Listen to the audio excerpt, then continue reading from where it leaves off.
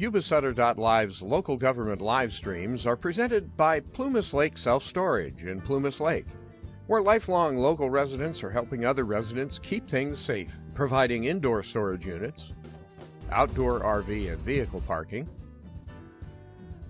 moving supplies, and Penske truck rentals. Details at plumaslakeselfstorage.com.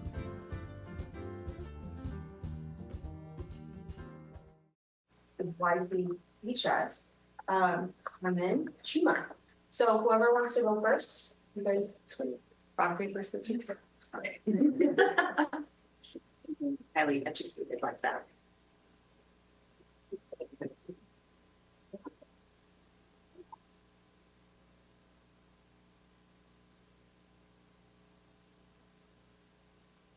Hello, school board and audience.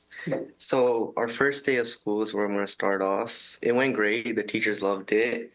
The rally and carnival we have, that went also great. And I tried something new this year with it, which I did school reports of how the teachers felt, get like their actual opinion. And this is some of the quotes. Mr. Van Gilder said he enjoyed the entire day, great and nice way to start off the year and reunite with his students. And Miss Ali, she said the event was overall successful and ASP pulled it off really well. And I love the options and the food for students. And now I would like to get into the freshmen. I remember saying the freshmen were chill, but it's okay, but it's kind of crowded on the campus now. So there's an extra 150 students. It's really crowded, but we have a lot more engagement with students and like a lot more participating. And we actually had our first football game, which varsity football got a win on Friday after 2 combined seasons of 0-20. They defeated a school in Sacramento 48-31, and Jackson McPeak was 11-22 with 185 with 1 touchdown, 1 NIT passing, and rushed for 277 yards on 19 carries with 5 touchdowns. His 6 total touchdowns set off his school record and was rushing 6 yards off the current rushing record. JV lost 0-46. And the theme for that game was neon. And other sports we had was varsity girls defeated Marysville 3-1 and Sac High School 3-0. Girls tennis won all 3 matches last week. Our cross country team is looking strong and is probably gonna go to state this year. I'm gonna call cap. Robin, you just so funny. Okay.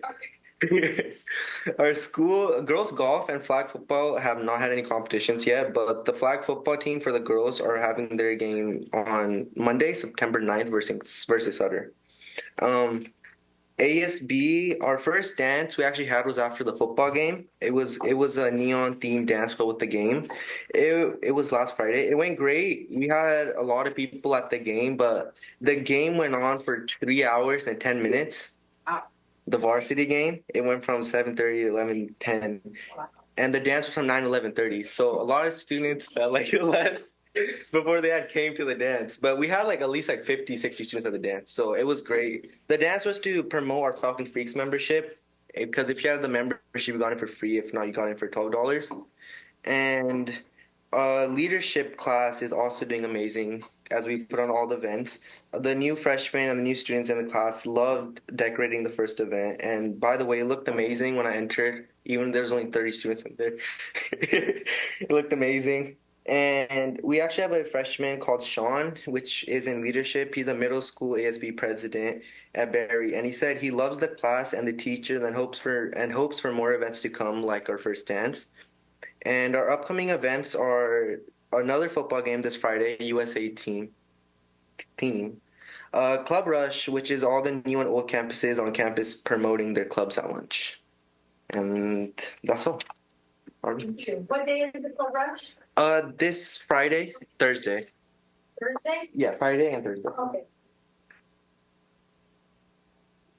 Gonna rush as well. Check it out. I love it. Hi, my name is Carmen Chima, and I'm the new student representative for Yuba City High School. First, we want to start by thanking the Yuba-Sutter Unified Board for supporting our CAD trip. Our students and staff truly appreciate your generosity and support. We would like to thank you, so please accept this letter as a formal expression of our gratitude. Thank you.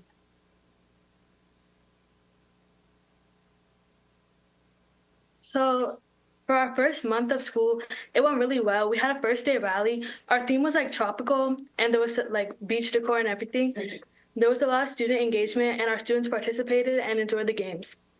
For our first Friday activity, we had a cornhole tournament last Friday, and it was pretty good. It was staff versus students. I believe the staff won, but and then we had a spirit week, which was also tropical themed to tie into our rally, and it was really good.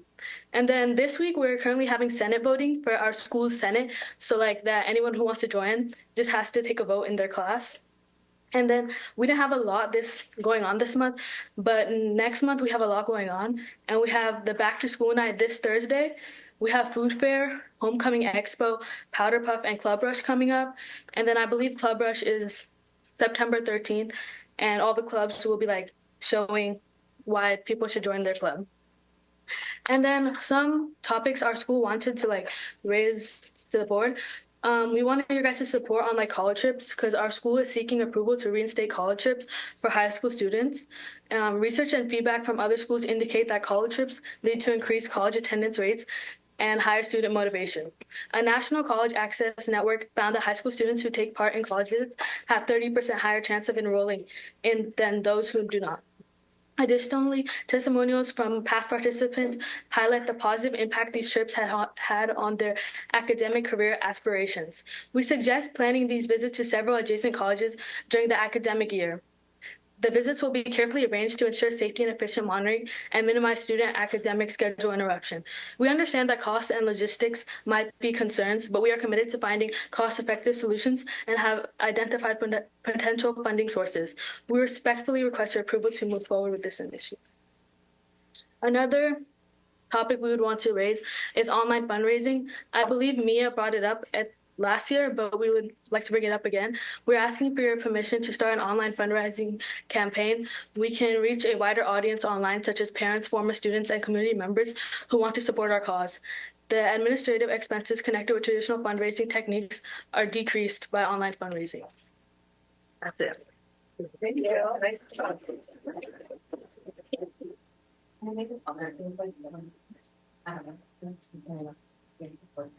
Okay, well, I'm gonna make a quick little comment on the piece that you brought up about college trips. When I was in high school, when I was your guys' age, I was an avid and we did do college trips. I remember going to Humboldt State and staying there. Can't remember any other school, but it's definitely an experience. So hopefully we can bring some information back on that. We still support avid college trips, and I met with your principal and your counselor, and we talked about that on Thursday, and we talked about looking at options for additional college trips, and we would highly support that. Thank you. All right. Thank you. So we're gonna move on to reports and information. We can go to developer fees. We'll go ahead and start off with public comment. So you can read the statement or items on the agenda, please. The items posted on the agenda notice to the public. Under the Brown Act, the board shall entertain comments on any item appearing on the posted agenda. As the board discusses agenda items, audience participation is permitted. Generally, the president will ask board members for their remarks before recognizing requests to speak from the audience. At the president's discretion, agenda items may be considered in other than numerical order. The board will respect the rights of the public to express their viewpoints on matters within the board's jurisdiction. However, comments that are defamatory or that violate the privacy rights of any students or individuals cannot be protected by law. The board shall not permit any disturbance or willful interruption of board meetings. Thank you. So we'll go ahead and start off with Joseph Hattie. Hale. Hale. So I'm so sorry. Hale. Hello, my name is Joseph Hale. I am here on behalf of Habitat for Humanity Yuba-Sutter. We represent Yuba-Sutter, Colusa, and Glenn County for this area. And for those who don't know about Habitat, we're a low-income housing builder. And one of the reasons we're before you tonight is in regards to the fees that changed as of, I think, August 24th. I think there was a school increase in fees. And one of the requests we were hoping to make is that when we apply for grants, they're always applied for kind of in the past. And as a low-income housing provider, you have limited funding for certain things. So everything's kind of budgeted and paid through a grant that's done for these low-income housing projects. So when we went forward with the grant, we utilized the old system of school fees, and then they just so happened to change before we received funding to start the project. So one of the things we were hoping to ask is if we would be able to still approve our project based off of the previous school fees before the August 24th date. And if possible, if there's a way to push back, like kickstart the project and then be able to pay those at a later date if there's willingness from the school board. Pretty much the most effective reason is just to be able to get the project moving forward and also be able to keep within our budget so we can build this housing for families. So the project would be 79 two-bedroom units that would be built off of Walton, Yuba City. If no one's familiar, it's the Merrimack Village project. So that's what we were just hoping to ask today. So, Walton and what is it across the street? So there's no cross street up against it. It's right across the street. There was an old trailer park that used to be there. It's 428 North Walton. Yep. Right, well, I think it's supposed to break with. Yes. It's in the middle. Yep. I think it's on when they see the break with pharmacy. It's on the west, no. On the other side, on the other side. It's on the west side. Yeah. And definitely here to answer any questions if there's any questions in regards to that. And you're doing 79 two-bedroom? Yes. And how many phases? So, well, that's going to be in the first phase. Ultimately, there would be 218 units across the site, but this would be the first phase of the development. Okay, thank you. Thank you. And, Yeah. all right, and then the second person is going to be Mr. Nicholas John Glenn. Good evening, board. Thank you for the time on this. I'm hoping this doesn't look like 6 minutes since we're both Habitat, but I wanted to just take a quick moment and say thank you to Scott Bentley. He's been very responsive in the staff level and working with our team. Thank you very much. I just wanted to point out that this particular project is really family focused. And so our quest is to bring in free childcare, nutritional family meals, and kind of demonstrate and work together as a community that's living there, kind of a blue zone focus, or a bit of a, what's it like to bring the family together for dinner every night, and that kind of a thing. And so really working on things beyond finances, and hopefully be able to take people that are living in affordable housing and be able to move them towards home ownership. So we have a real quest, and this is something you're part of. It's our community together. So just wanted to keep that in mind, that it absolutely is going to affect the students that are in the city school district system. And the other thing that is consideration I just wanted to bring forward for you this evening is favored nations.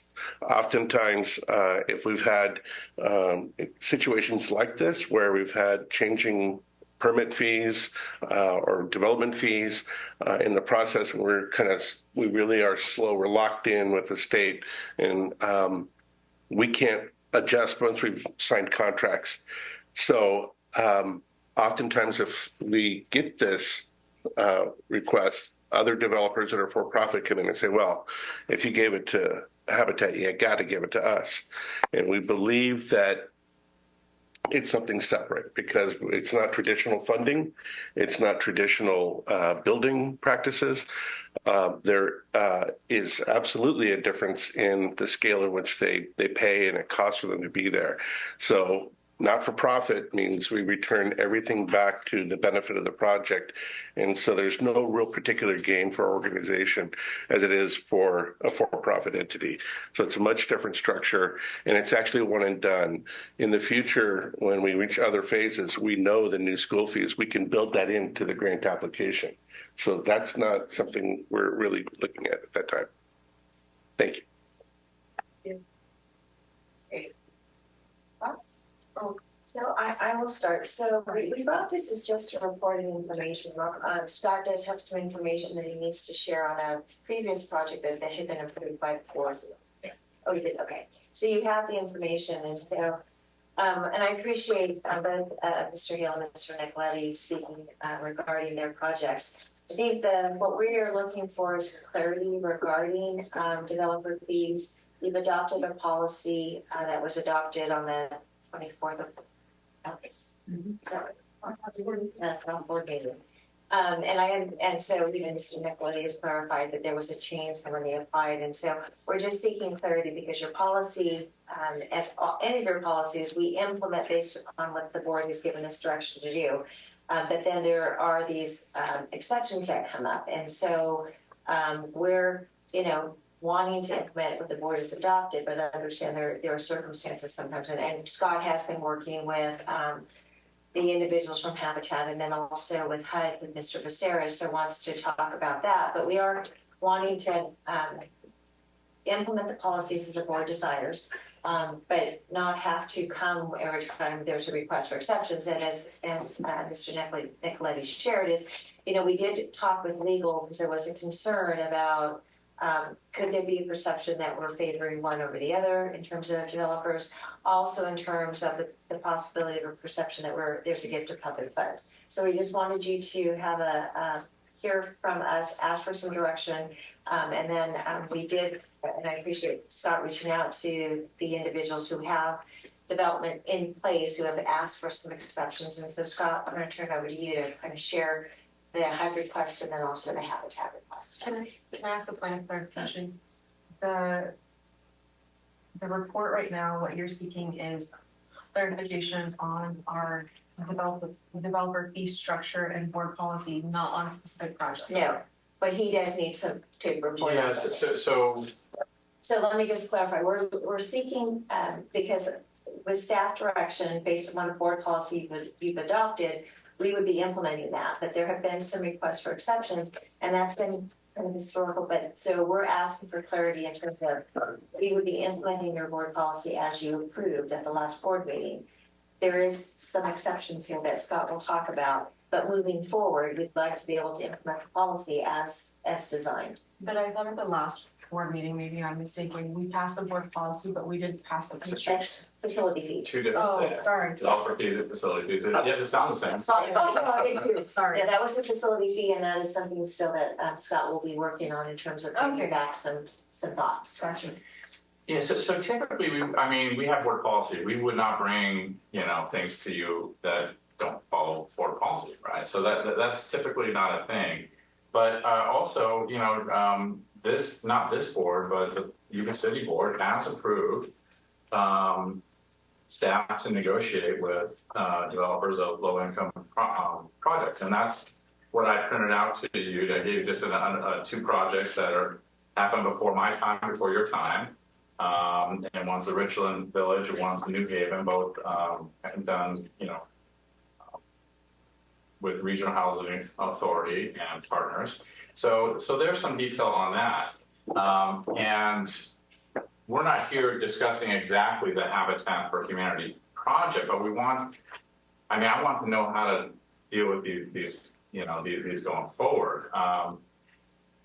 So that's really what we're looking for. I will just remind the board, you know that we have a tremendous amount of facility needs, hundreds of millions of dollars, and developer fees and Melrose fees are a small portion of what helps us, move in that direction. So I know you know that, but foregoing developer fees is difficult for us to accomplish our goals here. The school district, I absolutely understand the needs of the community, and but that just reminded you where we are. I have a question. Go ahead and I'll go after you. Okay, thank you. I just because we received your report at the last board meeting about the developer fees that we have received,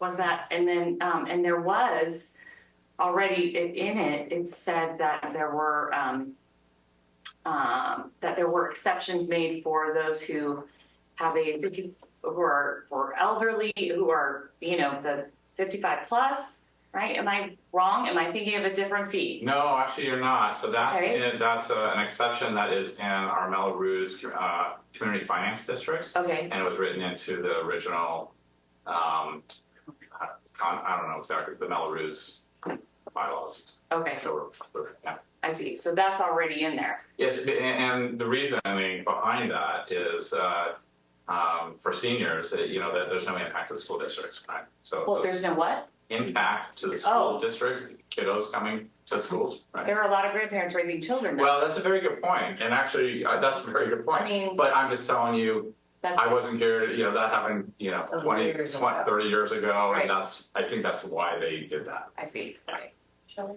I just, I think that we have a lot of growth going on in Yuba City right now, and very little of it is for low income. Very little of it. And I think, personally, developer fees for places like Habitat, I have, just as an example, for low income, if they have built their budget based on things prior, I think that we should honor what they base their thing on, and then moving forward, we can have that discussion. But I think, anything that helps get families off the street right now, any building that is something I think we should look at with positive ideas. The one comment that I would make, and I think this is what you're asking for, maybe not, I don't know.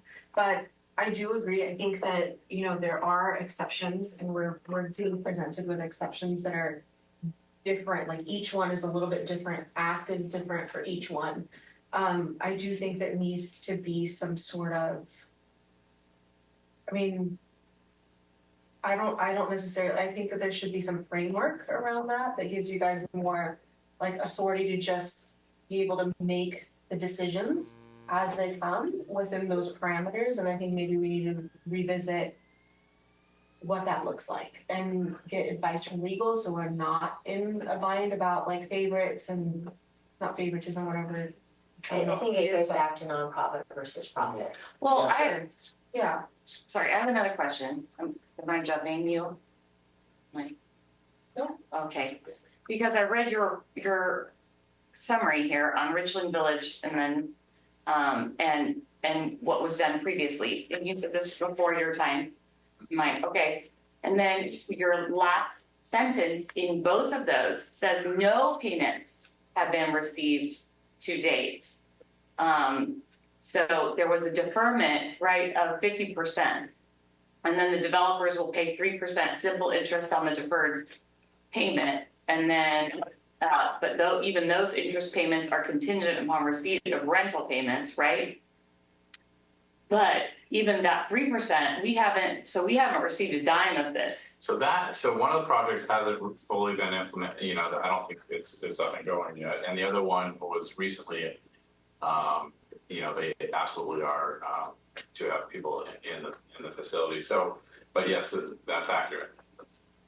So even when we defer it, I'm not saying we're not going to be honest with you. I'm kind of looking at that to see where we're at in the process of receiving payments, but yeah, that's correct so far.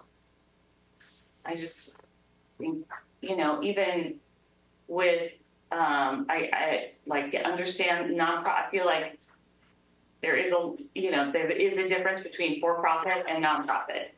And people say low-income housing, but what is that threshold? I don't know. I can tell you in these two cases if you want. Sure. It's 60% of the average median income, I believe. That's what the 60% are below. So okay.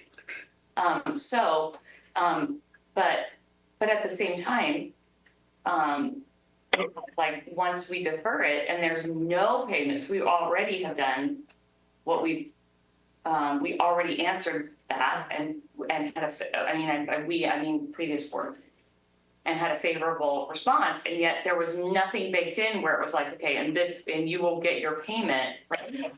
And that seems wrong.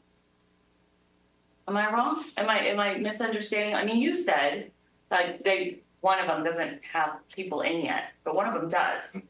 It even does. So I will also say that we on that we do have a structured loan agreement, and there's a lien on the property. I mean, there's some security there. okay, But, yeah. okay. We are subordinate. I think we're probably the least subordinate on the property. The other agencies are above us, but yeah. But it's like an inch and a mile thing. It feels like. Am I misunderstanding? Because it's quite possible. I get what you're saying. Like, we should have gotten half of the payment. All right, is that what you're saying essentially? Or something. We haven't gotten anything. Right. I get that, but like moving forward, in my opinion, maybe like these are different developers, right? Right. So like, when we develop our policy or whatnot, I mean, maybe we structure that or clarify that with the attorneys to where there's safeguards for us as far as repayment goes, since we've gone through 2 cases where, for lack of a better word, like they haven't, well, not for lack of a better word, they haven't paid us, right? Well, typically the no payments received is just for 50%, right? The original 50%. That's correct. So we have received the original 50%. Oh, okay. Well, and I think that is something we need direction on, because sometimes in the past, some of the requests have been many years of extended deferral, and 50 years, I don't believe any of this was good.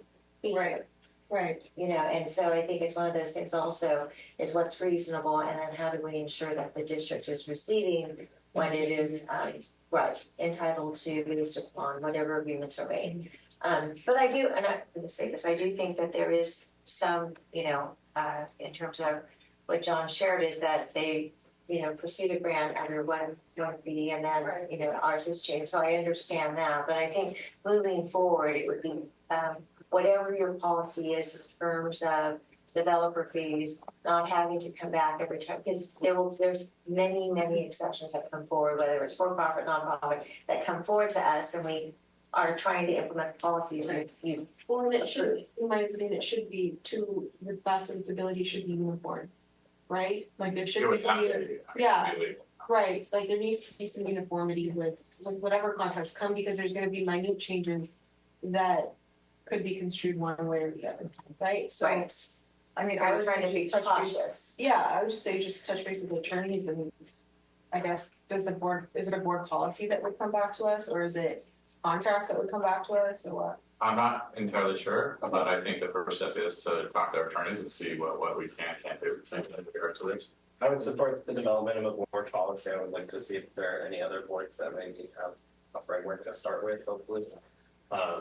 And then also, I think the ultimately boundaries line between nonprofit and for-profit, and not entertaining the requests from the for-profit developers, because whereas we can understand and discuss how the not-for-profits work aligns with our mission in some way in supporting our families and students, I think we can agree that the for-profit would not align with our mission. Yeah. Okay, perfect. Fantastic. Yeah. Oh, well, it's on the consent agenda. Okay. I can pull back on you guys at 63. I don't. Okay, fantastic. All right, enrollment report, Mr. Yuba-Sutter. Oh, sorry, just kidding. Oh, it's like, Just kidding, sorry. no, I'm Great. We're doing public comments first, and there's public comment. I'm so sorry. Okay, Jessica Breeze. Sorry, Tina.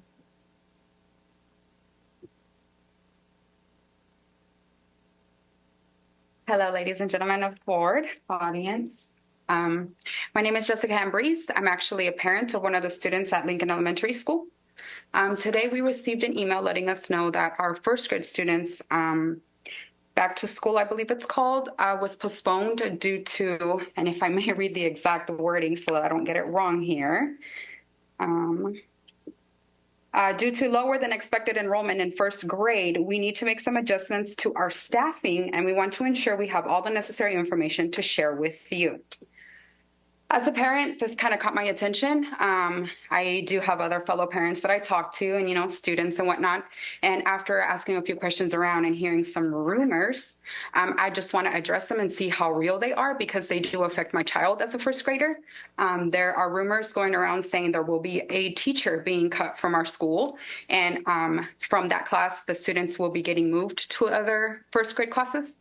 And as a parent, I'm concerned because one of my children is in that classroom. So if it were to happen to my child's classroom, that is my child who is now going to have to go through this. As a parent, it concerns me because specifically speaking about my child, she already worries enough about making friends and who her teacher will be, will she be liked or not. Transitioning from kindergarten to first grade is not an easy thing. You go from half a day to a full day. You meet other students that are on higher levels. You go from coloring to now having to read and having to do all these things. And the most important part for a child at that point is who their teacher is. They want to bond right away with the teacher to be able to learn, to be able to feel like they're open to express themselves. And truthfully, the teacher that my daughter has right now, I actually really like just because of the fact that she happened to be my older daughter's teacher when she was in first grade. So because of that, that made me very happy and very comfortable, as well as my child, to see like, oh, now I have the teacher that was once my sister's teacher and she did great.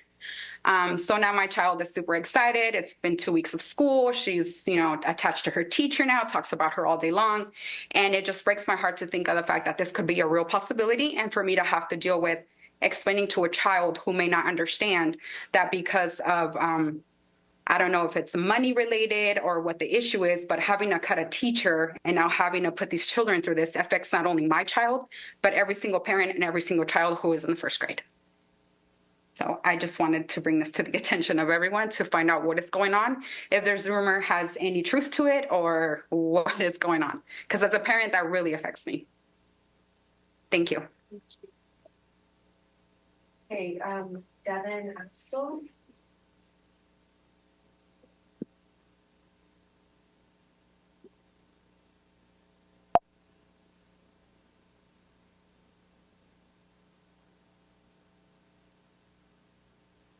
I'd like to start by saying that I have been in the school system since I was kindergarten. I've had several classmates that are children of individuals in this class, in this room. I want to address the fact that my child is going through could go through the similar situation if this has merit, and the consistency for him is paramount, as it was for me.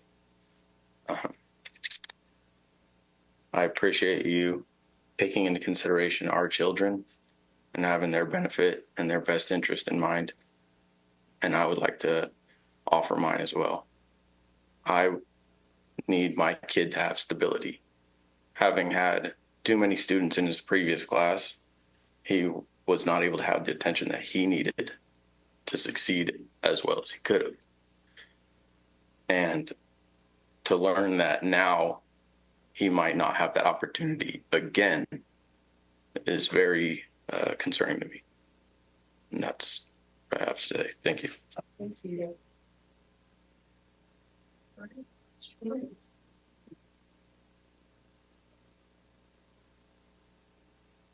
Good evening, school board, staff, community, audience.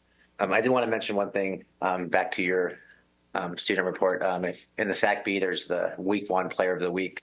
In the SACB, you can actually vote for Jackson McPeak. So I would highly implore everybody to go on later as many times as you want and vote for him for player of the week. That'd be great. He did a really great job on his game, and so did Yuba-Sutter High School. So that's awesome. So I wanted to just briefly talk about, there's some small packets in front of you. We provided the enrollment numbers by grade level based on requests by the school board at our last board meeting. So in this first one, we have, we're not going to go over every single page of enrollment. I'll kind of just highlight some of the areas. I'm sorry, Jasmine. So we have our elementary schools and middle schools in that first packet, and that's broken down by teacher and by specific numbers of students in each class broken down. We also have the middle schools in that same packet. Bless you. Yuba City Independence Academy. Once again, I can talk to you about that, but that's a more challenging schedule because they're an independent academy. We also have our high schools. The high schools have a different look. We did a class load analysis because they have a lot more staff at the high schools and a lot more different classes. And so you could see in that breakdown, we have it broken down by period and by max number of kids, total number of kids. And it's a little different because River Valley is on semester schedule. So we have the fall semester here, and then we have the year semester for Yuba-Sutter High School. And so as we've talked about briefly, it's day 10 of our instruction. And when we start school, we look every single day at our enrollment numbers on one hand, and then we look at our attendance, how many kids are actually coming and sitting in their seats. And then we actually have our site administration, our principals, working with our site secretaries, do seat counts in our classes, like actually go and count kids in the classes. So we have a hard determination of who's actually showing up. So we do that actually this is day 10. So we do that every single day. And then we compare that based on our enrollment numbers. And so those, as you can imagine, we've talked about absenteeism in our school district. And so the numbers you see now are day 10 numbers. We did these packets this morning. I was just sending the numbers on Friday, but I wanted to be more accurate on our day 10 count.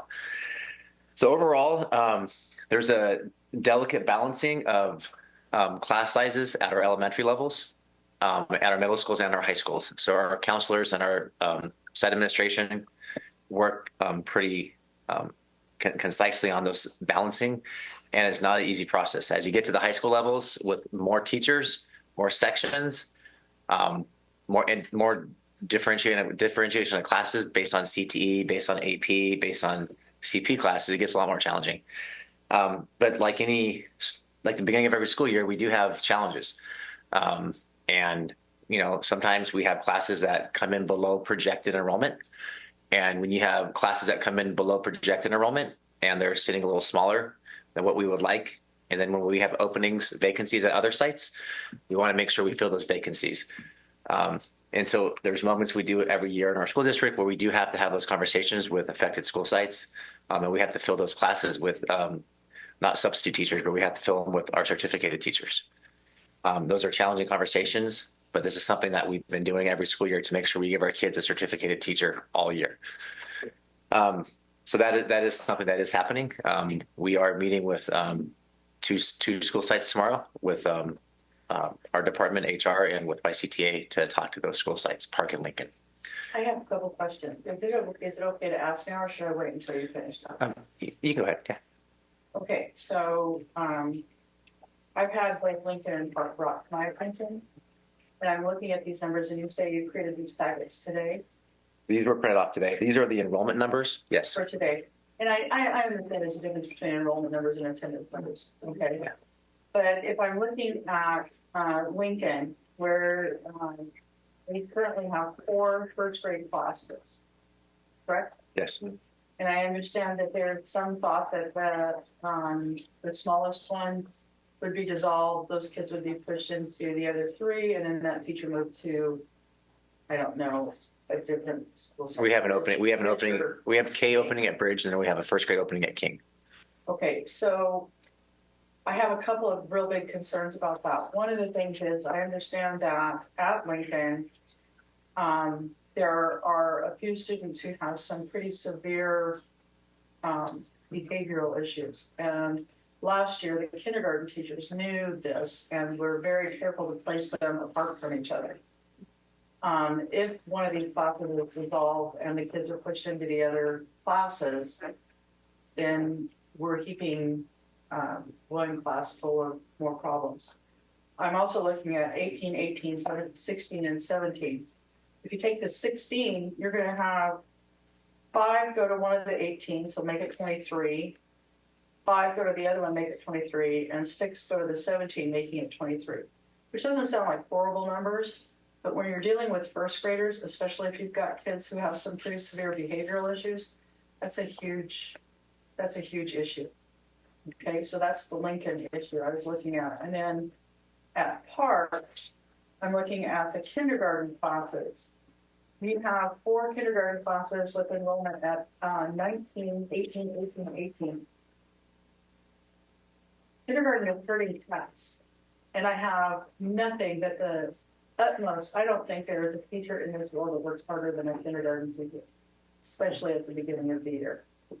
To push those, I mean, you take 18 and you divide them into 3 classes, you're looking at 25. I mean, you add 6 to each of these, 25, 24, and 24. That's really large for kinder, especially at Park Avenue. My other question is, if you've already got them there, Park Avenue also has a tendency to get more kids coming in later in the year, migrant kids that come in. If there's no room, are they going to not be allowed to go to the school in their neighborhood because it's too full, because we've collapsed a class? Those are my big concerns about these. I have some other concerns about high school, but I've looked at the high school numbers and I'm not as concerned about those right at the moment. YCHS chemistry and RV math looks kind of high. Some of the general admission English classes look a little high to me, but Yeah, we're at Yuba-Sutter. my biggest concern are these 2 elementary schools, Lincoln and Park. Yeah, the Park Avenue, their actual attendance or seat counts, this is enrollment, their seat counts over the last 10 days has been significantly lower too. So we had consistently 15 kids in those classes attending, which isn't saying they're not going to come. It's just. I understand that, but I also understand the families that typically go to Park, and sometimes attendance is not always their top priority, especially at the very beginning of the year.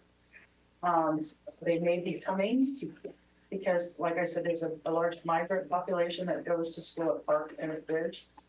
Sean,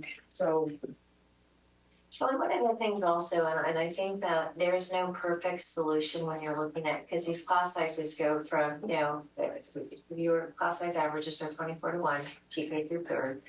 I think some of the challenges in terms of balancing this is that you're going to have grade levels that are higher and lower. The only other solution would be is to form combinations, and that would create literally combinations up and down the whole grade levels. And so that's one way also of addressing some of these highs and lows. But the board had given direction, we're trying to limit combo classes at school sites to no more than 1. But certainly that's also something, I mean, we can reduce those class sizes across the board, but it would require us to form combinations at every single grade level. So I think it's some of those things that we're trying to balance over, our combination classes better or lower class sizes. And again, we're trying to balance, but again, keeping within the 24 to 1. It's not ideal. And we still have some teacher vacancies that we're trying to fill as well. That's the crux of the matter, I believe, because we weren't able to hire teachers for these schools that need another teacher. King and Bridge. Bridge. And King and Bridge both need another teacher in those levels. And but I just don't think that our inability to hire teachers for those schools should mean we collapse classes. No, it seems small. No, and that wasn't the only reason. So there was not the only reason. No, that wasn't the only reason. And so there were a number of reasons why there still are some openings right now. But the other thing also is you also don't want to overstaff. And so if we had left things as is, we could potentially been overstaffed. So it is one of those things that there's not a perfect solution. And it's unfortunate because I know this is hard on everyone. It's hard on parents, on staff, so I understand that, but we're, again, Yuba-Sutter Unified has been doing this for years in terms of waiting and having to make some adjustments. And it is, trust me, I've gone to those staff meetings, I've gone to those parent meetings, and it is hard on everyone in terms of the change. So I think that, we're looking at the numbers. We've made some, we've had some conversations with administrators. Some of them may have to come combos because again, there's a class grade level still that I'm concerned about, and it will require forming a combo. Well, the teachers don't want to do that. So I don't know what the perfect solution is, and we're trying to navigate, what's going to be the lesser two evils. I do. I understand that. I don't know that unless the classes are like a 10, I don't really think you can overstaff kindergarten and first grade. I mean, those grade levels are so absolutely fundamental to whether a kid becomes a student. or not. If you lose them there, you never get them back. So in order to keep those class sizes lower, recognize that then second and third will be higher. So you're gonna, it's that balance of 24-1. Can I just speak to you real quick? Like, to me, I think there is another solution. I think it's to leave it as it is. I mean, that's the other, you can either leave it as is and have the vacancies and fill those vacancies as people apply, right? For the two, the King, where did you say the vacancies were? Sorry. King and Bridge. King and Bridge, right? There's two, correct? Yeah, and we're gonna be formulating be realistic. Pocket spot, but at the end of the day, that's been an issue that we've had for many, many years of hiring and retaining, and we're working on that, right? But when it comes to these class sizes and whatnot, I think that the other option is you leave it alone, or we can make the adjustments on and reshuffle and whatnot, but that's still an option as well. I get that some of those classes may be lower in numbers or whatever, and there may be some fluctuation that needs to happen afterwards. And I get that we've done these changes, and every single year that at least I've been on the board where we've had to make those changes, it hasn't been a fun conversation, like you said, Grace. It hasn't been a fun conversation, so why not make the change this year? Are the classes more that are needing teachers, are they filled daily with subs? Yeah. So those students are suffering because they don't have a set teacher. Correct. They could have a different sub every single day. Well, as a parent, I wouldn't be happy with that. So you gotta look at both sides. Well, we can also offer long-term positions, things like that. I mean, I don't know if that's something that's on the. Especially for the younger kids, I wouldn't wanna have it. I'm just saying. Well, I mean, a long-term sub or somebody that you can put on the stick or a pick, right? I mean, there's options in that regards. That's out of my expertise, and I'm sure that Doris has been looking at that or whatnot, but why not? And I just want to, and Shelley and I completely understand in terms of the critical years, and it's, TK through third. But what you just said in terms of TK and first being the critical years, then are you then saying that in order to keep the 24-1 and keep those grade levels lower, we are going to have to increase second and third grade above 24. So there's a trade-off that you have to understand in terms of if we're going to do this. And why does second and third go above 23? Well, because if you're wanting to keep class sizes lower at the K and first grade levels, so because you're going to have to increase your staffing across the board, and that's in terms of, that becomes a funding issue because again, there's a finite amount of money, and so I completely. But I'm just saying, if we were to do that, keep within our staffing ratios, then the second and third grade would have to increase in size to keep K and 1s lower in enrollment. And I'm not saying that's. They'd go over the 24? Well, you can because it's an average of 24-1 across Averages don't. Well, for funding purposes. I understand that, but for reality purposes. Right, but I'm looking at it in order to keep our funding as is, we need to make sure we're within that 24-1. So I know what you're saying. I have a question for Yes. How I love stats and statistics. I do know that. I love it. All right. I'm wondering, has there been, because we get the task, et cetera, once that finally comes out, segmented by different things, but I've never seen it segmented by class size, like the test results of students who are in a class size of this to this or this to this. Does that make sense? Like we get it segmented, test scores regarding the melanin in their skin, right? We get test scores segmented by whether or not English is a first language or special education or foster, right? Okay, but I haven't seen one yet. I know we can access the test scores per site and even per grade, but I've never seen one where it's like, hey, these are the test scores and this is the average class size of the students. The average test score for students in this class size is this. Gosh, that would be so much more helpful than whatever melanin that has in their skin. But as far as do we have anything like that?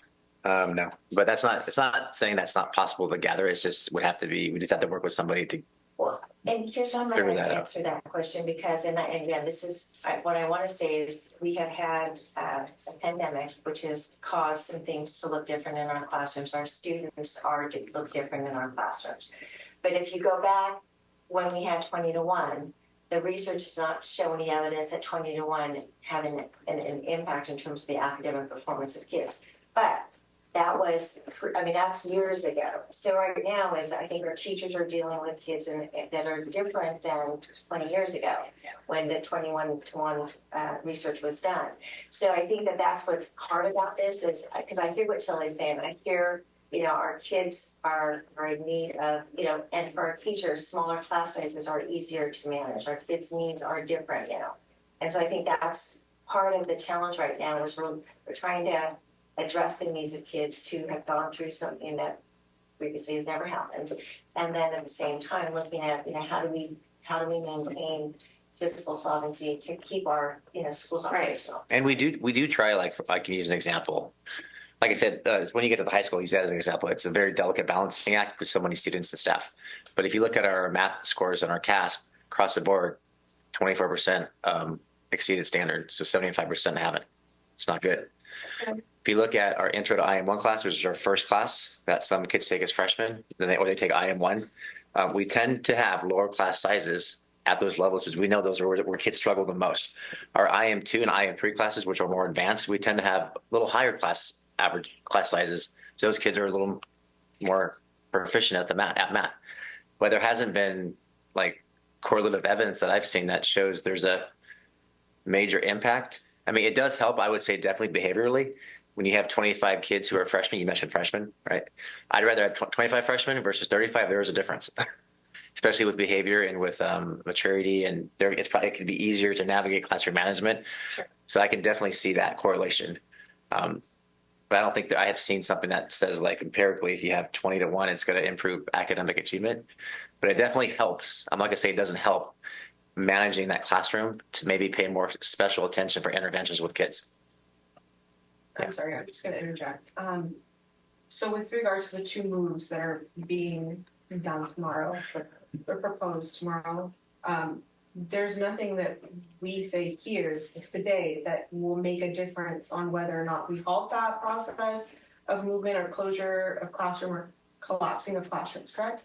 Is that an accurate statement? Well, there's no action to be taken. There was an enrollment report that was requested to be presented. And so I've been updating the board regarding the numbers and the possible actions that are going to need to be taken, just so that you would be informed. I think it will be future discussion regarding direction to staff, regarding the intent of the board, regarding class sizes. Because again, because we typically have averaged about 22-1, and I know Shelley, you hate averages, but that is what we've averaged across the district for several years and teaching through third grade, which is a great average. We are funded at 24-1, and so we are trying to work within that 24-1. Again, it's not necessarily what our teaching staff would say is ideal right now. Some of the students are dealing with, which we recognize. But we do need to make some decisions because I don't like to continue down this pathway and then make a switch in a few weeks. I think if we're going to make switches, we need to make those things happen, and so that students can be moved into the classes, an opportunity to make the switch and transition. But I do think we will need direction if the board's intent is to keep class sizes lower than the 24-1. Then we will have to make other budget decisions in the future regarding how we will fund that. Because again, we're funded at a certain level and we staff at that level. Again, I think our class sizes still are not at 24-1 across the district. They're, below that. But again, I'm talking yearly numbers and I'm recognizing the emotion that this causes for families and for our staff. But there's nothing like that. Go ahead. I have a point clarification. I just wanted to say, I know there are no easy solutions, and as far as the combo versus collapse, as someone who's taught a combo and not a combo, I would rather take 5 students in a second grade any day of the week. And I do think that if there were options to have someone on a stiff work, that those positions would be filled accordingly. I think the lack of options that is the problem. I know there's outliers, but a lot of these class sizes do look really good, and even with the proposed changes, I think are decent, especially compared to some of the surrounding areas and the class sizes going on in their districts. I actually think these would be quite competitive. Some of these have like, for example, River Bend. If you look at teacher 218 for the PKK, can you please explain to me, like, they're listed twice, but their class sizes, I mean, when I'm looking at those, the other two teachers for the kinder class are 29, 28, and then you have one that's 5. But that's a special ed teacher. Since that's an SCC class? Mhm. Okay. And then those kinder numbers are split in half because they're half there. Right? So in those classes, like in the AM, PM, there's only 8 teachers. There's not a PM in there? There's only 8 AMs. in the district. Oh. And what do they have in the? They do intervention. Oh, okay. Okay, I just saw we have this older than elementary, the kindergarten has 29 and 28. Okay, so if you look across the boards, you look down and he's got 22s in first, he's got 19, 18, and 19 in second. So we've spoken to Principal Jenkins regarding the solution he needs to work with staff regarding this is one where you may need to form a combo somewhere in order to address the kinder numbers. And why is there only 5 students listed? Special day class. It's a special day class. So That's what I talk about when I don't like averages. Because you put that 5 with the 29, 28, brings the average way down. We don't include special. We don't ed do that. classes. This is just a report of the whole school. But you're right, the second grade brings the average down because it's sitting at 19s and 18s. Right. Well, and then there's an 11. Is that special ed also in 4? Yes. I just, this is anecdotal, so take it as you will, but I was part of a combo class when I was in the 5th grade. It was a 5th, 6th combo. And it was the most academically beneficial of my elementary school year. It was fantastic. As far as a student, I understand how difficult that would be for a teacher, but being in the room when 6th grade subjects are also being taught. And I believe what they had done at my school was kind of the upper performing 5th graders and a few of the lower performing 6th graders. So that, there was that. But anyway, as far as for the students' perspective, one student anyway, I love it. It's 5th and 6th. It's different. I understand. I'm just saying the combo was awesome. I loved it. In regards to the high school, we have been working with the site principals on their balancing of their schedule. We have addressed a chemistry issue at Yuba-Sutter High School. And do you have any questions on that? The high school since Math at River Valley. Math at River Valley. Which math? Yeah.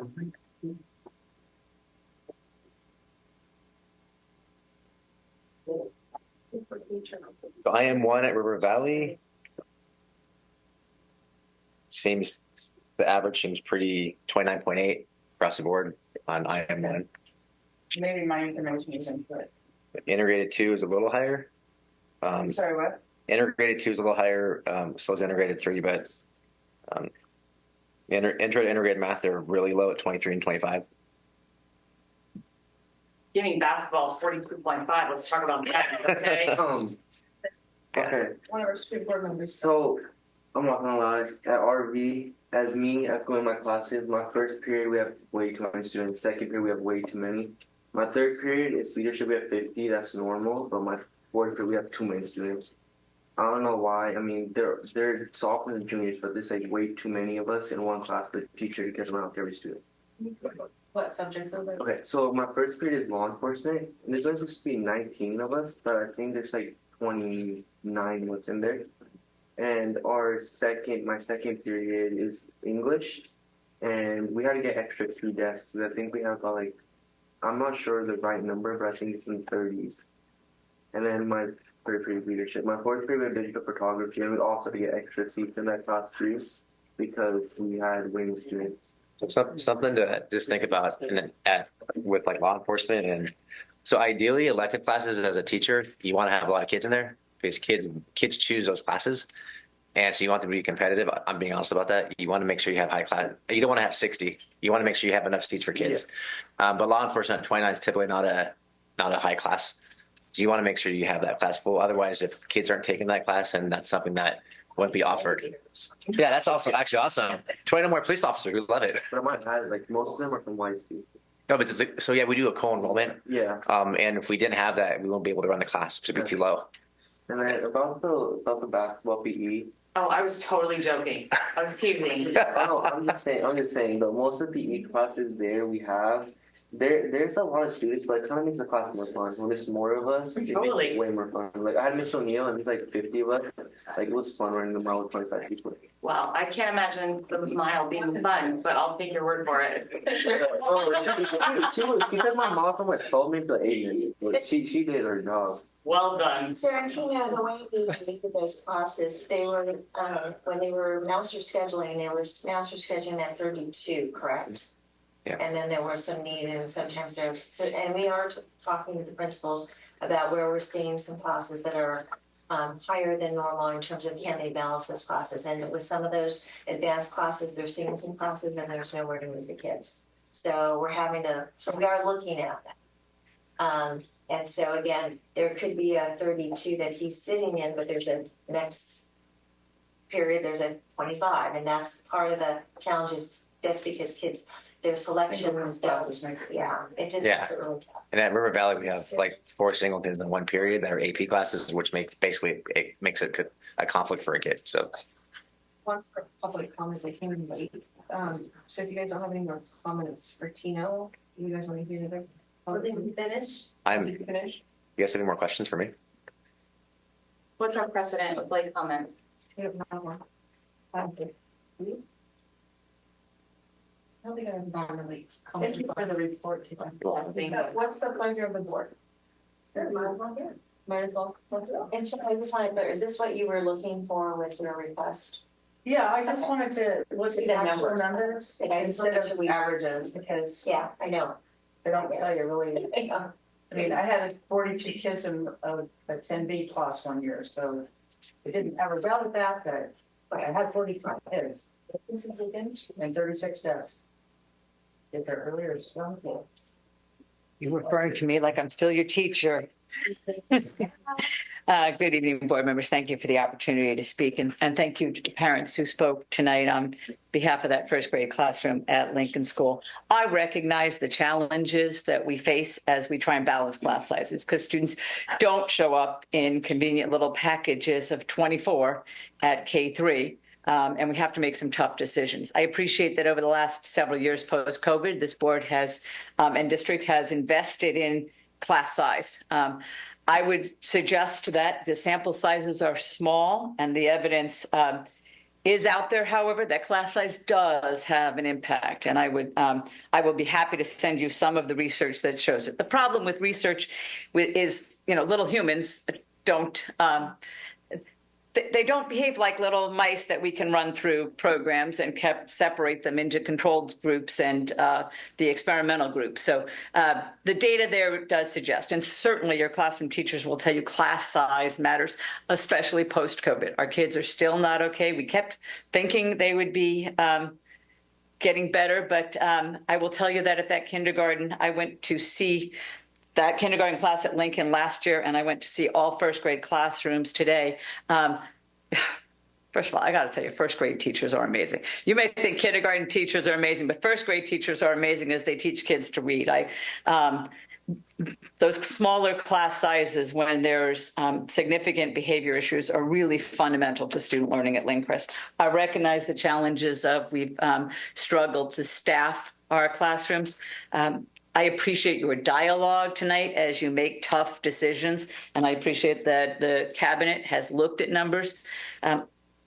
I think we have some challenges in front of us as we really look at, it's not just a numbers game, it's what are the behaviors like and what are the kids in that classroom? And I certainly appreciate the disruption it has for families. With regards to Park Avenue, putting them, I mean, we've got to remember our students of poverty are more likely to be impacted by smaller class sizes. The evidence is also significant on that. And they are more likely to have gaps in their education. Smaller class sizes at Park and Bridge are really important. And that's part of what has been a nationwide effort for decades, is to address the needs of our students of high poverty. And that is certainly true at Park Avenue and Bridge. You'll notice that Bridge Street has 24 in their kindergarten classes right now. This would put Park Avenue at 23 in their kindergarten classes. Our kids at Park Avenue need us. So I recognize the challenges of the decisions that have to be made, but I also appreciate that there are kids in classrooms that are impacted by these decisions and families who have to help their children navigate the changes. So I don't think that there was necessarily any change made tonight, but I do look forward to future conversations as we make some tough decisions. And I do appreciate you highlighting the 29 down at River Bend, because I have heard the stories from that classroom about part of the reason why they've been absent is there's a stomach bug going around, and one of those kindergarten teachers may have had issues like getting there. You know, that's the other thing with teaching kindergarten is there's bodily fluid issues. So he talks about the challenges of that when you have 29 versus the 22.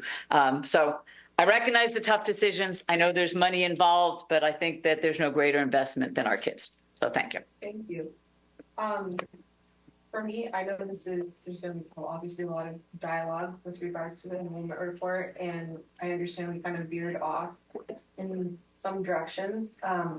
I personally would like to be able to discuss this a little bit more as far as class sizes go, so that way we're not having to be in this predicament next year. Maybe we can be as prepared as possible for the coming year. Whether that's like an analysis or a deeper dive or something like that, I don't know. But if this can be brought back at some point, if people have individual questions, they can reach out to the superintendent. But I don't know. What do you guys think? I just have one other question. I guess recognizing that each, school has its own culture, so to speak, right? Every campus, every administrator, that sort of thing. And because I still consider myself new, what level do the administrators have in these decisions? The administrators who are in contact with parents every day and who know their staff and, in a way that we don't. I mean, are they part of these? They absolutely are. So we're talking to them as we're seeing their numbers and checking to see, is this accurate? Mm-hmm. And then also there's discussion when we look at the staffing, there's adequate, but the numbers are kind of, are not equal.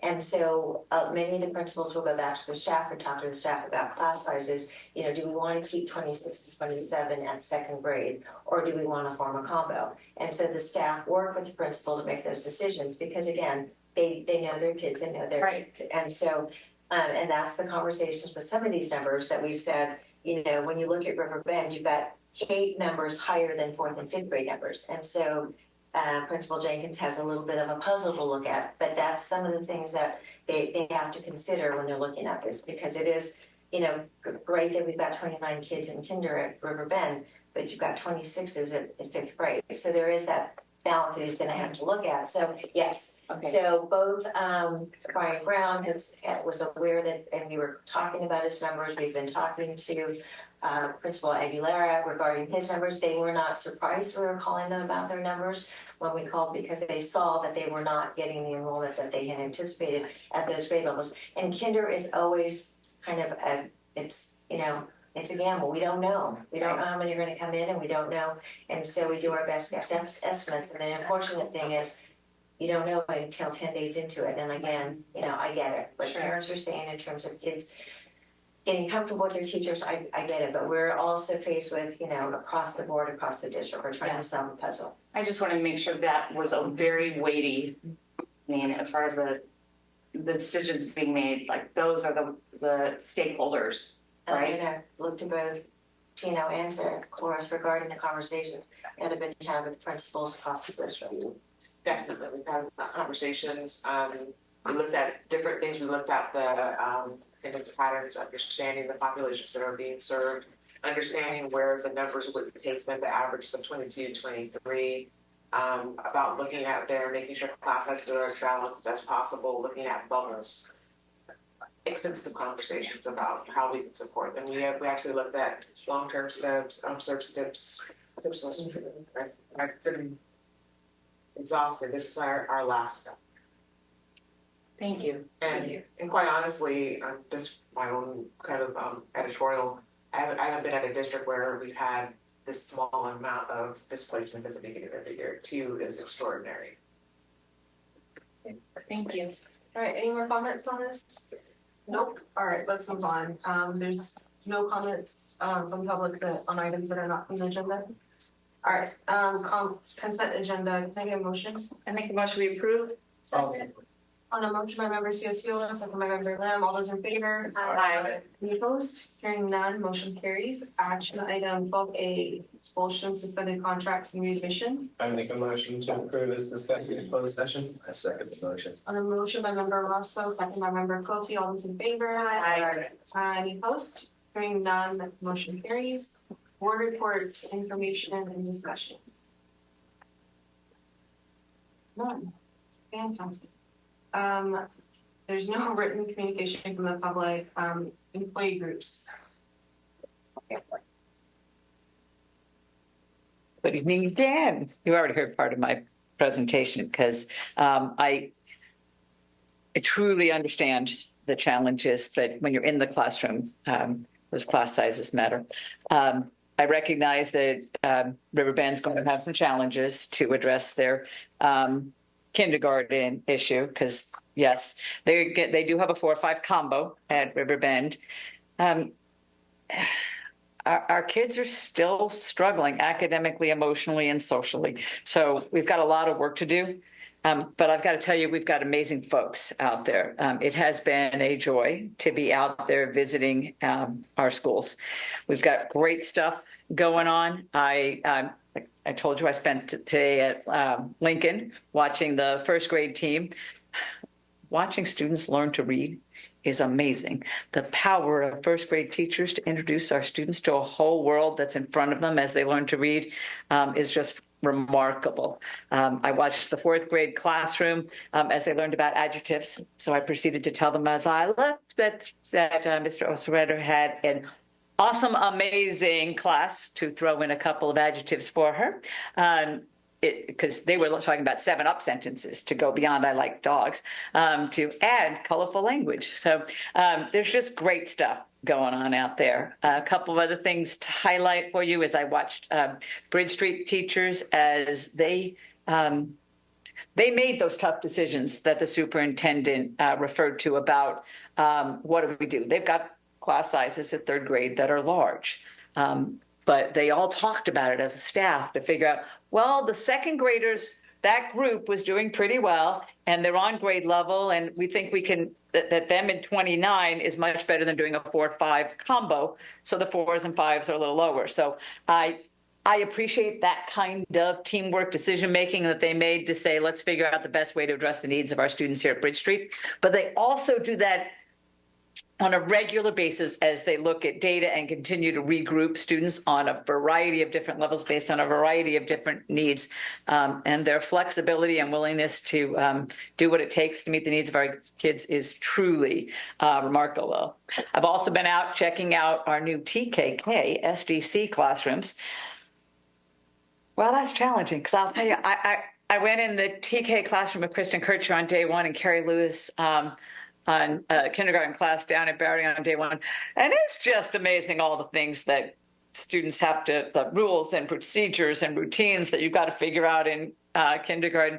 But then when you're in SDC classes, like that, there's a lot of amazing stuff that goes on as those students navigate school for the first time. I've also expressed concerns with regards to long-term subs in our district.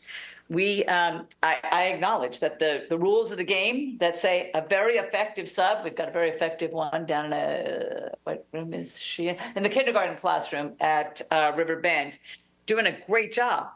But because of the rules of the game, after 30 days, she will have to move out. And another 30-day sub will move in. The same is true for the long-term sub down at River Bend in 3rd grade, for a teacher who will be out until January. That's sad, and it's unfortunate when the rules of the game put us in the position of taking out effective people out of a classroom. There are ways around it, of pursuing a TPSL, a teaching permit for statutory leave. The problem is, to get one, the candidate has to do a 40-hour training. That's 40 hours that they work and don't get paid. So there's not much incentive for them to do that because their long-term pay is the same whether they get a TPSL and bounce, do the whole thing all year long, or they bounce every 30 days. It's 40 hours, and they have to pay for that course. And then they also have to demonstrate subject matter competency. I would encourage us to look at creative ways. Is there a way for us to support our subs to get their TPSL authorization so they can stay in our classrooms? Because sometimes they're in that classroom the whole year. We did have a TPSL out at Butte Vista, and that teacher got to stay in that classroom the entirety of the year. That was great for kindergarten kids at Butte Vista. The other thing I would encourage us to do with regards to long-term subs when they're going to start on day one, let's make sure they got paid for a couple days before day one so that they could walk into a classroom that was ready for them to teach.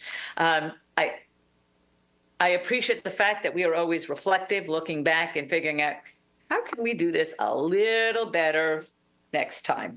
So that's what we're really all about. And I think I would like to also share with you some other good news. I was at Gray Avenue. And first of all, the paint job looks great. Oh, and I gotta say, the paint job at UBC High School looks great too. It's like brown and gold. It's not blue. It's not River Valley green. Sorry. It's brown and gold. For a while it was River Valley green and they weren't happy about that. But it changes the feel. And at Gray Avenue, I have to admit, I kind of miss Ty Pelfrey's, math facts across the ceiling.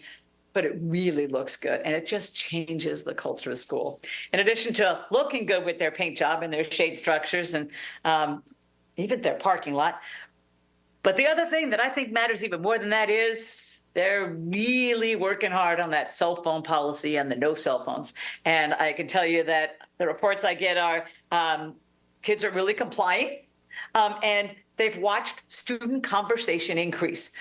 So when I've brought to you before, this is probably the biggest thing we can do to impact student learning, is we've got to help them with their cell phone issues. So I wanted to share with you some of the exciting things I see going on out there. And then I have one other that might come as a surprise to you. I'm going to advocate for assistant principals. They're really important, and they're really important in supporting the whole child at our schools. Park Avenue had a full-time assistant principal last year who was amazing, and Bridge Street had a full-time assistant principal. Right? Those assistant principals really do a lot to support the programs at our schools of high poverty. This year they're half-time, and I would really encourage us to look at, is that the best way to serve students? I don't expect any changes this year, but over the long haul, I think that when we ask folks to split to work at 2 different sites, it really is challenging. Same thing is true for our special education teachers who split sites. So I just would like us to look at assistant principal assignments over the long haul. And then finally, our greatest challenge right now from classrooms appears to be technology. And our connectivity, our students' abilities to log in on their Chromebooks, some students being able to log on their Chromebooks and how long it takes them to get help. But I understand that we're working to address those. But we've become tech heavy. In that first grade classroom I was in today, she was ready to do phonemic awareness and press that smartboard and the spinning thing. But she punted. She did great. She could still write with a marker on a board. So. But we've become tech dependent, so it's really critical that we keep our tech up and running. And finally, I'll close with my 100% release from the classroom. While I miss the classroom, it is amazing to be out there and watch our folks at work. Watching teachers in the classroom has been just wonderful to get to see. My commitment to Yuba City Unified remains the same. It always has been. This is home. This is a place I'm committed to. And now I get to serve all of our folks here at Yuba City. So thank you. Thank you. I'm Mercedes Geraldo, and I'm representing our classified employees. And I have to say, Dina, that was totally unfair. I'm really, really jealous. Okay, because I don't get to go and search out these classrooms and that as much as you do. I'm going to start with a little bit of me time. First of all, cell phone policy, I agree. It's working. There's so much less problems. My suggestion would be, though, let's invest in digital clocks because our students don't know how to read analog clocks. And number one, that's the reason why they take their phones out of their pocket to see what time it is. So we can, am I right? Am I right? No, you don't have to admit it, but don't you see people like, is that why they're looking at their phone? Yeah, right. So digital clocks would save a lot of phones currently going in the office because I took one today because they had to check their time. Okay, well, I didn't take it. I took it to the office for the teacher. I am a paraeducator in classrooms. I'm a special ed paraeducator. I'm supporting special education students in general ed classrooms at Yuba City High School. I support every class student in that classroom. Of course, I pay special attention to my special ed students that have IEPs and that sort of thing. But I'm busy this year. These classes are full and we're running around, especially in our math classes, our integrated ones, because we don't have as many intro classes and that sort of thing. So we've got kids with, maybe not quite that grade level skill that we need, which is making in the classroom, having two people in there is awesome, but not every classroom has two people in there. So just a observation I have. So now I'm going to move on to some more important things that might not be so nice and might not be so fun, but I promise to be nice. First of all, this is our lovely contract. We finally got it printed, got it all cleaned up. We're happy about it. Now I need our managers to follow it. Okay, they need to read it and they need to follow it, because when I get employees that call me and say, I was called this morning and my hours are changing and I have to start tomorrow 3 hours later than what I was supposed to, that's a violation of this. Okay, not okay. Imagine, I know that there's parents sitting out here on the board or people that have been students, all of a sudden your world's turned upside down because you can't pick your kindergartner up from school because you had your lunch all arranged in this time spot that you're working, so you can pick your kiddo up, take them home, get back to work on your lunch hour, and now all of a sudden you have to be at work at the same time your kiddo gets out of school tomorrow from today. Not okay. So we really need to do a better job. Classified employees do not feel valued. And I know I've said that before, but this is one way we can feel. We understand that things have, we have to work within the parameters of the district. We have to work when the district needs us to work. But honoring those basic courtesy, I shouldn't even have to write something in a contract saying that you have to give a 15-day notice. That should be common courtesy, but it's not, and it's not being followed. Okay, so I do hope that we can get that word out to our admins, classified managers, anyone that might be responsible for that, to make sure that they are following the contract. Also, when we're moving people, some, especially as paras, and again, paras got on the bottom of the pay scale. We don't make a whole lot of money. On the ranges, we're about the third, fourth up on the range scale. That's not very much, but yet we're being put in harm's way. Sometimes we're being moved to areas that are completely outside of our comfort zone and not even a thought process if that's going to be a fit. It's like, okay, you're going over there.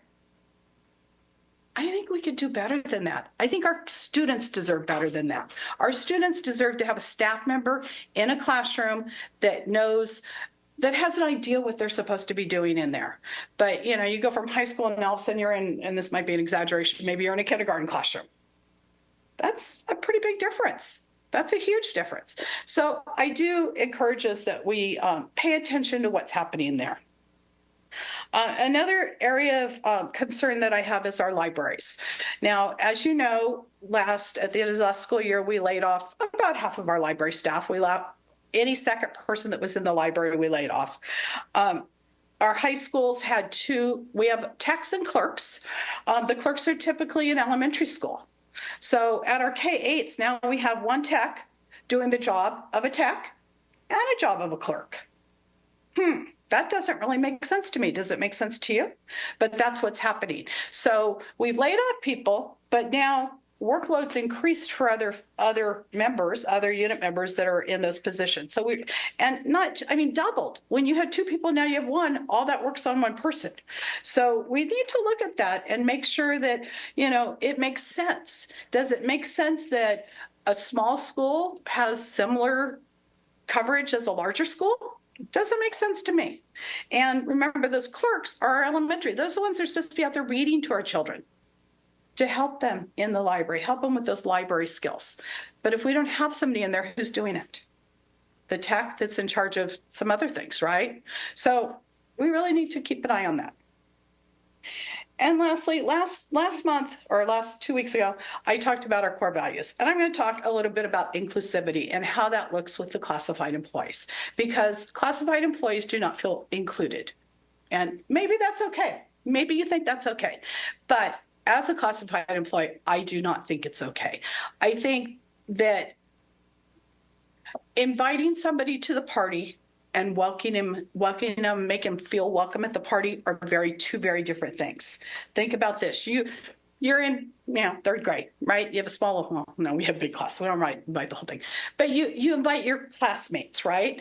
And she didn't really like this one over here. So you invite them, but you don't want them to come. That's what we feel like. We feel like we're invited, but you don't really want us to come because we're invited at the last minute. There's no thought ahead of time, hey, maybe we should include classified on this.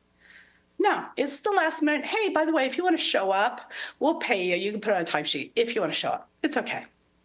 That's really inclusive. That makes me feel really, really valued. So on that, I would like to leave you with those thoughts of value and inclusivity and see how we can do a better job as a district to be inclusive of all of our students, all of our employees, all of our staff, of our community. Thank you. Comments from board members? Sorry. Working in another school district, sometimes when it's not going in such a good direction, sometimes I try to convince myself maybe the grass just seems greener on the other side over here in Yuba City, for example.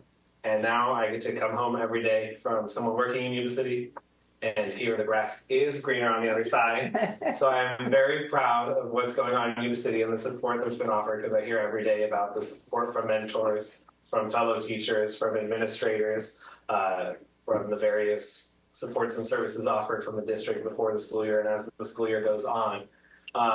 It makes me extremely jealous. I'm very jealous, but I am so happy to hear about all the things, all the networks and supports and people there just to help and support our new teachers, our students. So I just want to really shout that out because I really appreciate what's going on in the city. So thank you. Awesome. Sponsor Superintendent? No, I think what I'd like to just make a statement in terms of, staff try to do their best. I would ask that everyone assume the best intent. We're not perfect. We make mistakes. And we definitely want to make sure that staff feel appreciated and included. And so it's noted and it's recorded in my brain for future. But I would ask that it is always a difficult time of the year when you have parents whose kids could be affected. It's not what we want for anyone. We are charged with trying to make sure that staffing is allocated and equal, and you'll see things that are, and there's all those things that we have to consider as we're looking at numbers and staffing, and there's not a perfect formula. And it would be nice if kids came with little packages of 20s. They just don't, and that's the challenge. And again, we don't want to upset anyone, and we certainly understand that students have changed over the past few years. We're recognizing that. We understand that at some grade levels there are clusters of kids who have not been in school. and who, we've got kids who are not potty trained coming to school because we have to bring in very young children now in CK.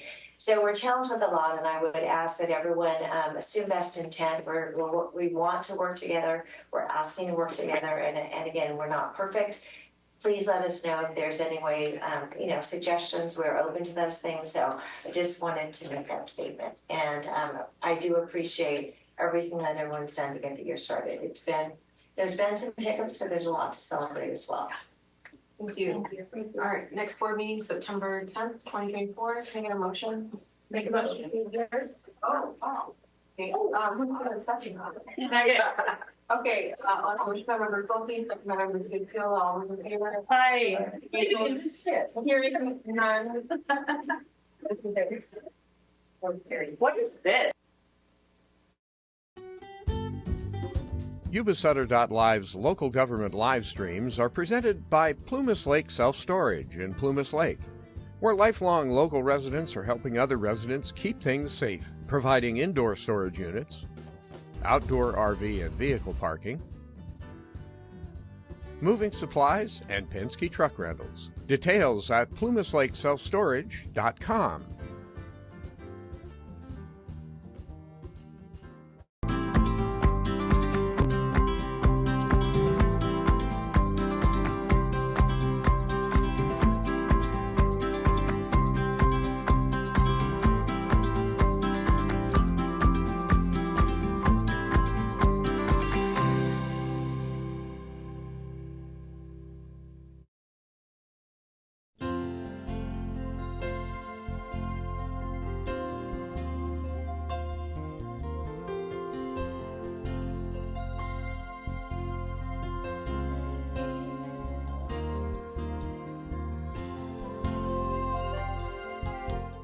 Hi, I'm Neil Goforth of Comfort Keepers of Yuba, Sutter, and Nevada counties.